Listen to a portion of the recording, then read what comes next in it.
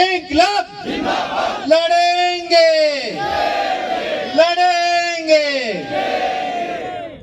આજે પંચમહાલ જિલ્લામાં શહેરા તાલુકામાં વાઘજીપુર ગામમાં ગુજરાત જોડો જનસભા યોજાઈ રહી છે ત્યારે આ મંચ ઉપર બિરાજમાન આમ આદમી પાર્ટીના તમામ કાર્યકરો તેમજ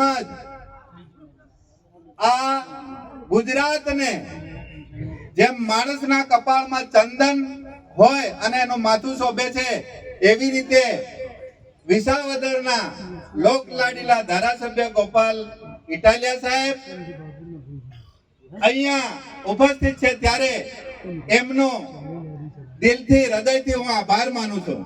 સાથે સાથે આ મંચ પર બિરાજમાન બહેનો તેમજ મારી સામે કોઈ તાલુકા પંચાયત લડવા વાળા, કોઈ જિલ્લા પંચાયત લડવા વાળા, કોઈ ધારાસભ્ય લડવા વાળા તમામ આગેવાનો બેઠા છે। સાથે સાથે યુવાઓ અહીંયા પધાર્યા છે। સાથે સાથે પાછળ બેઠેલી બહેનો તમામનો તમે આમ આદમી પાર્ટીના આમંત્રણને સ્વીકારીને તમારો કિંમતી સમય આપ્યો છે એ બદલ દિલથી આભાર માનું છું। નમસ્કાર।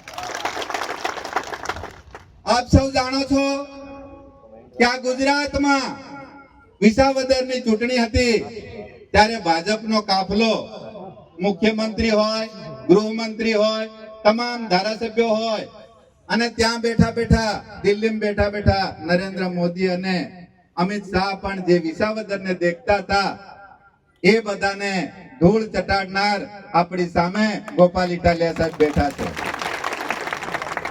તમારી પાસે હું આશા રાખું છું કે જેમ ગોપાલ સાહેબે વિસાવદર ભાજપને ધૂળ ચટાડી છે તેવી જ તમારી તાલુકા પંચાયત, જિલ્લા પંચાયત, આ ત્રણેય જિલ્લા પંચમહાલ હોય, મહીસાગર હોય, દાહોદ હોય, તમામ જે પણ ચૂંટણી લડવાની થાય બધા આગેવાનો આયા છે ત્યારે તમારી પાસે આશા રાખું છું કે તમામે તાલુકા પંચાયત, જિલ્લા પંચાયત જીતાડવાની છે। જીતાડશો ને?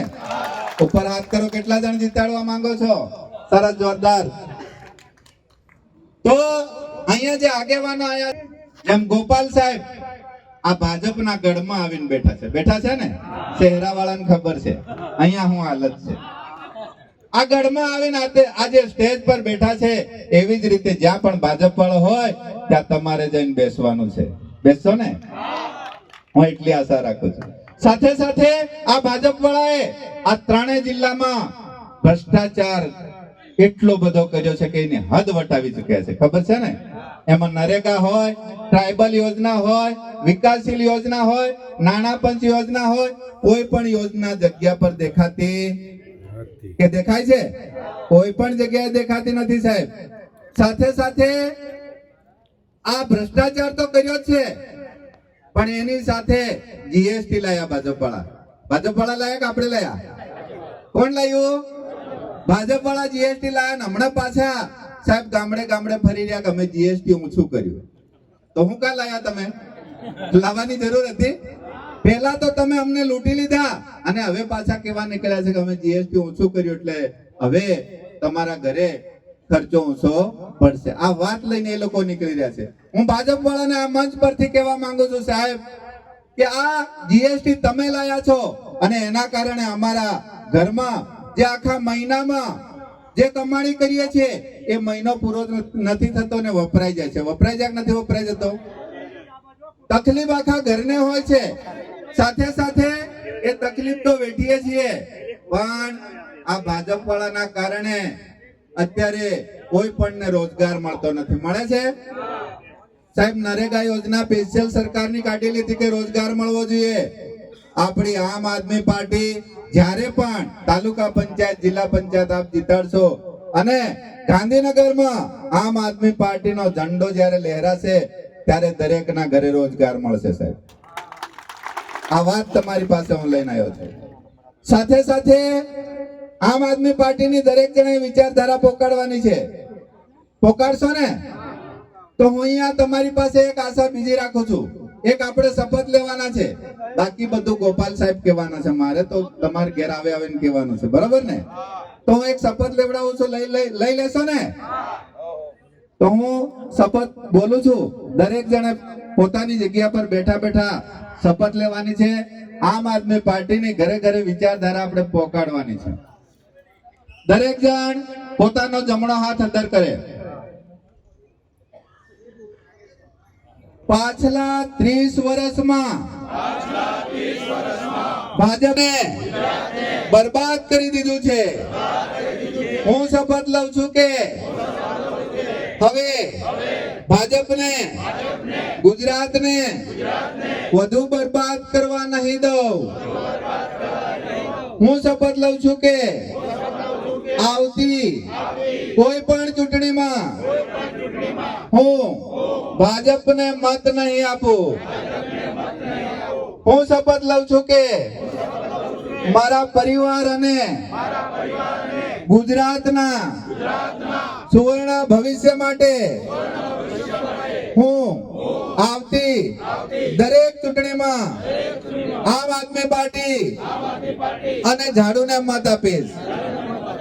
હું માનું છું કે આમ આદમી પાર્ટી એક ઈમાનદાર અને દેશભક્ત પાર્ટી છે અને હું આમ આદમી પાર્ટીનો સાથ કદી નહીં છોડું.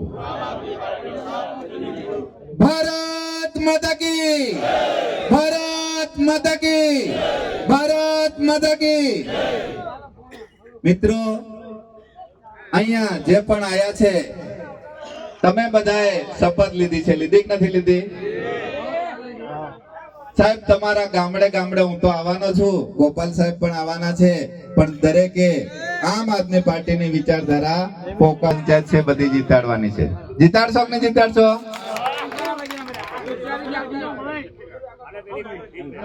સાથે સાથે આમ આદમી પાર્ટીની વિચારધારા ઘરે ઘરે પહોંચાડવાની છે, પણ આપણા તમામ ભાઈઓએ આ ભ્રષ્ટાચારીઓની સામે લડવાનું છે.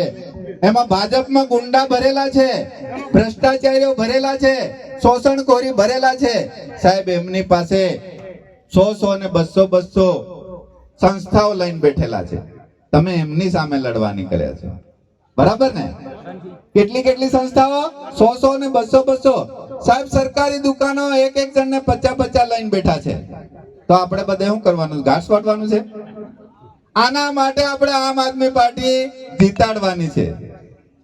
આના માટે, કારણ કે એક જણ સંસ્થા લઈને બેઠો છે. સાહેબ, દરેક ગામડામાં આપણે મરદના બચ્ચા છીએ, છે કે નથી? જેમ ગોપાલ સાહેબે ભાજપને ધૂળ ચટાડી છે, એમ દરેકે પોતપોતાના વિસ્તારમાં ભાજપને ધૂળ ચટાડવાની છે.